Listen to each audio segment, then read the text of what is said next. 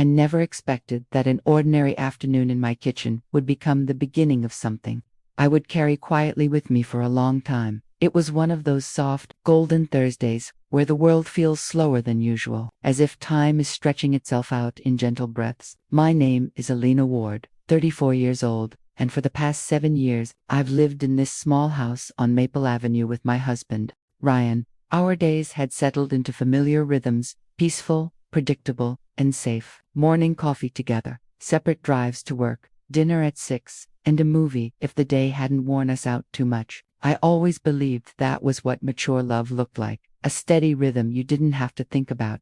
But that afternoon, something in that rhythm shifted without warning. I was preparing dinner for my old friend Leah, who had finally returned to town after months away. The house smelled of garlic, thyme, and the warm, comforting scent of freshly baked focaccia. Sunlight streamed through the kitchen window, turning the countertops into sheets of gold. Earlier, Ryan had mentioned that his colleague Noah might stop by to pick up a box of design sketches he had borrowed. I remembered Noah vaguely, with a smile that formed in his eyes a moment before it reached his lips. By late afternoon, I was moving between the kitchen and dining room, trying to make everything look just right. My playlist played softly in the background as I arranged plates and checked the roast in the oven. It was only when I reached for the wine glasses above the fridge that I heard the soft creak of floorboards behind me. Quiet, but close enough to make my heart jolt. I turned, and there he was. Noah stood only a few feet away, a box tucked under his arm, his expression a mix of apology and surprise.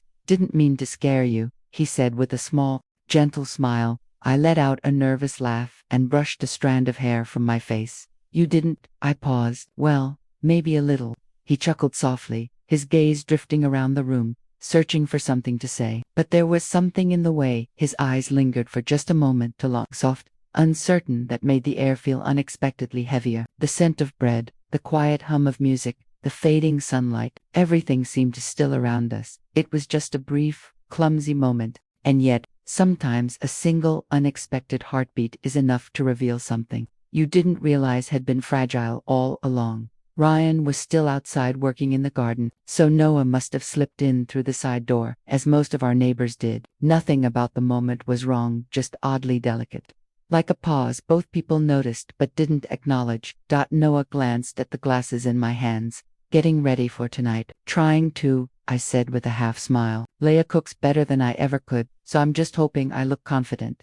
We shared an easy, surface-level laugh. For a few minutes, we talked about summer evenings, favorite meals, and how quickly the years had started slipping by.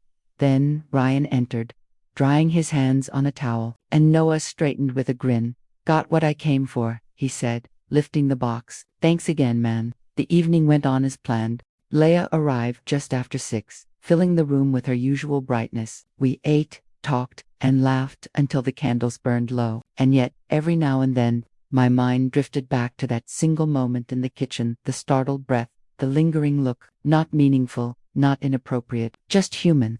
A moment that didn't belong to anything, yet refused to fade instantly.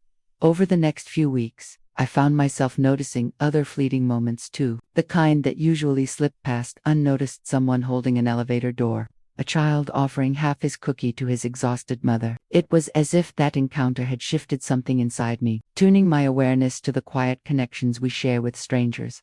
Later that month, Ryan suggested inviting Noah and his wife Sophie over for a game night. It was full of laughter, light teasing, and comfortable conversation. By the time they left, that strange kitchen moment had softened into nothing more than a memory, innocent, harmless, almost tender in its ordinariness. And now, when I think back on it, it almost makes me smile, because sometimes the moments that stay with us the longest are not the ones where something happened, but the ones where nothing did.